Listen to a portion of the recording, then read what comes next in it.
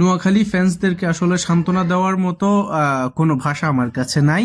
কারণ পার্শ্ববর্তী একটা দেশ, তাদের কান্নার আওয়াজ আসলে খুবভাবে পাচ্ছি।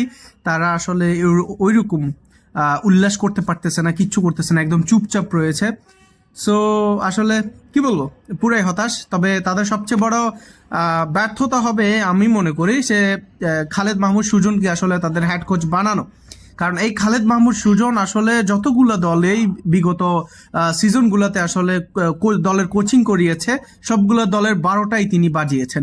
যেটা বলেন আপনি ঢাকা প্লাটুন, তারপর হচ্ছে দুর্দান্ত Dhaka, Dhaka capitals, now it's come to Noakhali express.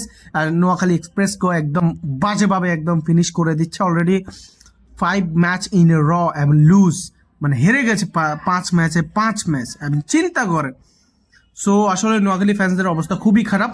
তারা বিপিএল শুরুর আগে যে হাইপটা তুলেছিল, সেই হাইপটা একদম বন্ধ হয়ে গেছে। এটা খারাপ লাগতেছে আসলে তাদের জন্য।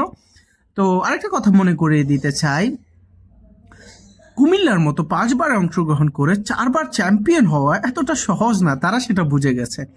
না হলে বিপিএল শুরুর আগে তারা যেভাবে ট্রল করেছিল কুমিল্লা ভিক্টোরিয়ান্সকে, কুমিল্লার মানুষদেরকে, যে তারা এসে চ্যাম্পিয়ন হয়ে যাবে, ব্রো, নট ইজি। সো এটাই। আর তাদেরকে সান্ত্বনা দেওয়ার মতো কোনো ভাষা নেই। আসলে তাদের অনেক ভুল আছে, সব আসলে প্লেয়ার সিলেকশন করা থেকে অনেক ভুল আছে তাদের জন্য, দল গোছানো।